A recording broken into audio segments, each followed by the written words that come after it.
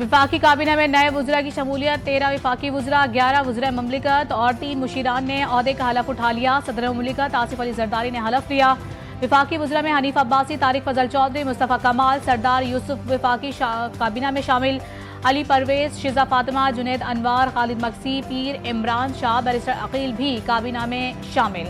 वुज़रा ममलिकत में तलाल चौधरी, अब्दुर्रहमान कांजू, बिलाल अजहर कयानी, मुख्तार भरत समेत दीगर शामिल हैं। अबूधाबी के वली अहद शेख खालिद बिन मोहम्मद बिन जैद अल नहियान की ऐवान सदर आमद। वली अहद अबूधाबी की पाकिस्तान के लिए खिदमात का एतराफ़। सदर ममलिकत ने वली अहद शेख खालिद बिन मोहम्मद बिन जैद अल नहियान को निशान पाकिस्तान से नवाजा। वज़ीर आज़म शहबाज शरीफ समेत दीगर आला हुकाम भी तकरीब में शरीक थे।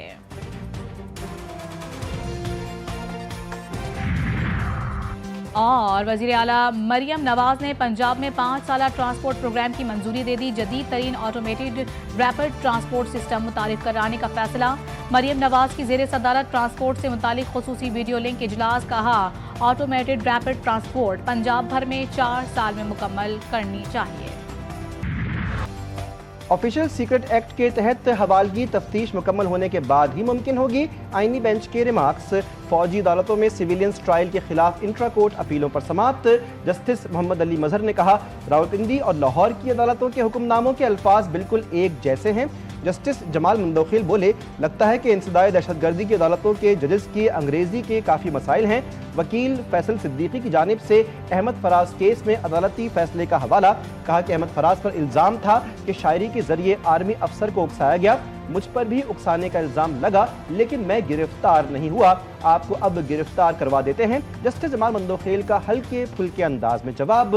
जस्टिस मुसरत हिलाली ने कहा, बतौर वकील केस हारने के बाद मैं बार में बहुत शोर करती थी।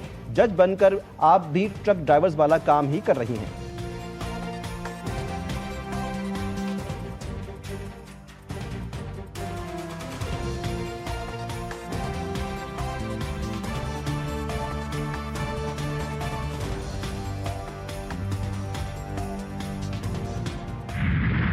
मुस्तफ़ा आमिर कत्ल केस में गवाह ने दोनों मुल्जिमान को शनाख्त कर लिया। अदालत में बयान रिकॉर्ड कराते हुए गवाह गुलाम मुस्तफ़ा ने बताया कि 6 जनवरी को रात 9 बजे एक लड़का आया था। 1-1.5 घंटे तक गाली गलौज की आवाज़ें आती रहीं।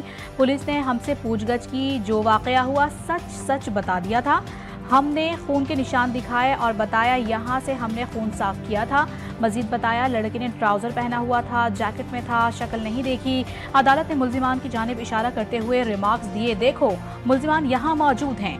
गवाह ने अरमगान और शहराज को शनाख्त कर लिया।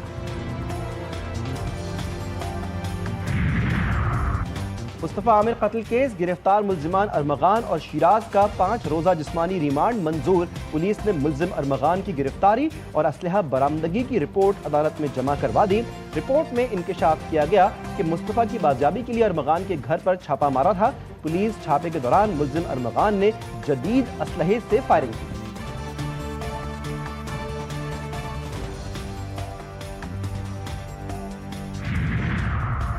मुस्तफ़ा आमिर कत्ल केस के मामले पर बड़ी बैठक। इजलास में chief secretary Sindh, Karachi police chief समेत आला अफसरान की शिरकत। कराची पुलिस ने केस की अब तक की पेशरफ्त से आगाह किया।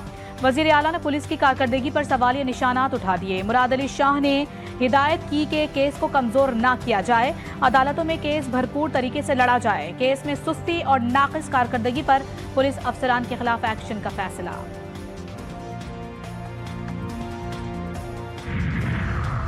बार बार कहता रहा हूं कि मनशियात की वजह से ज़ॉम्बी पैदा हो रहे हैं। मुस्तफ़ा कत्ल केस मेरी वो दुहाई है जो मैं गुज़श्ता 1 साल से कह रहा हूं। सीनियर वज़ीर सिंध शर्जील मेमन कहते हैं, वालिदैन को कहता हूं कि खुदारा अपने बच्चों पर नज़र रखें। मुस्तफ़ा कत्ल केस में नामवर अदाकार के बच्चे का नाम आना अफसोस की बात है। जिस तरह टॉस करके कत्ल किया गया वो दिल दहला देने वाला है।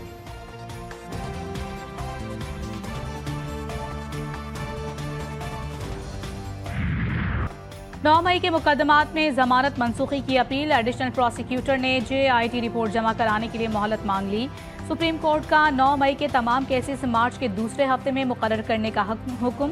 चीफ जस्टिस यहिया आफरीदी की सरबराही में 2 रुकनी बेंच ने समाअत की। बानी PTI की 9 मई के मुकदमात में जमानत कबल अज गिरफ्तारी खारिज करने की समाअत बगैर कार्रवाई मुलतवी।